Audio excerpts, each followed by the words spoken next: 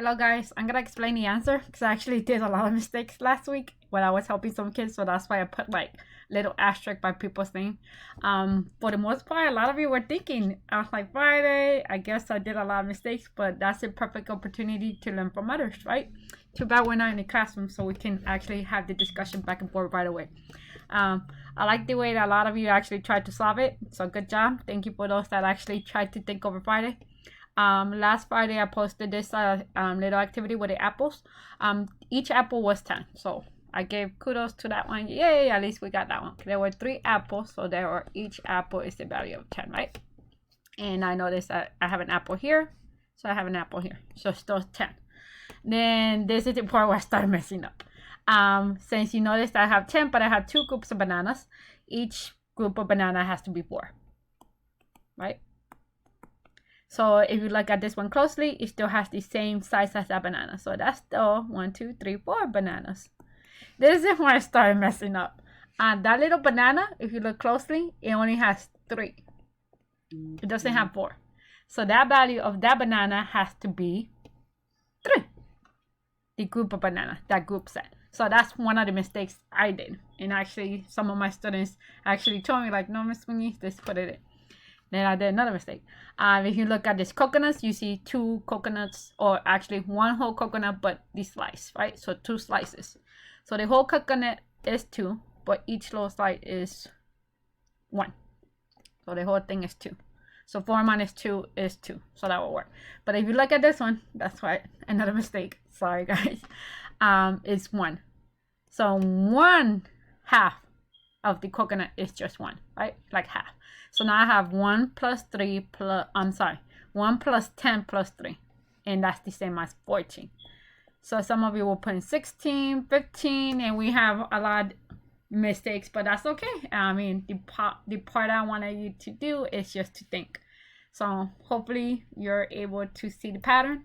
And now I'm going to do the part in Spanish, okay? So I'm going to erase this, and I'm going to talk in Spanish now. But if you understood it, you're good to go. Okay. Ahora voy a iniciar el rompecabezas en español. Me alegra que muchos estudiantes trataron de resolver este problema. Como miraron la manzana, había 3 manzanas, entonces cada manzana valía 10, porque eran como las decenas. Entonces esta manzana era 10, 10 y 10, porque 10 más 10 más 10 es 30, igual que 3 decenas. Si miro la manzana otra vez, aquí esta manzana vale 10 y esta 10. Y como estaba anteriormente, hice muchos errores porque no observé bien la imagen. Es más, yo creo que necesito anteojos. Mirando las bananas, se miran que son 4. Y cada grupo de banana en este grupo representa 4. Este también, porque por eso la ecuación va a valer 18. 10 más 4 más 4 es 18. Aquí todavía tengo 4 bananas, entonces vale 4. Un error que yo misma hice fue que no observé el grupo de bananas. Allí nada más hay 3. Entonces, este conjunto de bananas nada más vale 3. Es uno de los errores. Ahora voy a mirar el coco. El coco por el entero vale 2. Cada pedazo vale 1. Como 1 de 2, un medio. Vamos a ver. 4 menos 2 es igual a 2. Eso sí. Pero en esta imagen nada más tengo una mitad. Y gracias a un alumno que me dijo, no maestra, es 1. Ok, so esta mitad del coco vale solamente 1. Entonces ahora voy a resolver la suma para entender el valor de este símbolo. 1 más 3, perdón, otra vez el mismo error, estoy poniendo 3 junto del 1. 1 más 10 más 3 es igual a 14. Ahí va.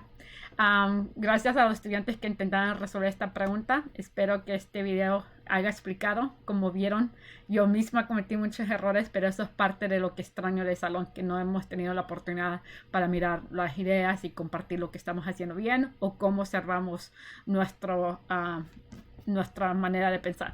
Entonces, muchísimas gracias a los estudiantes que intentaron. Me alegra que algunos de ustedes están intentando de pensar y romperse la cabeza. Por eso se llama rompecabezas, porque se rompe la cabeza. Ok, muchísimas gracias.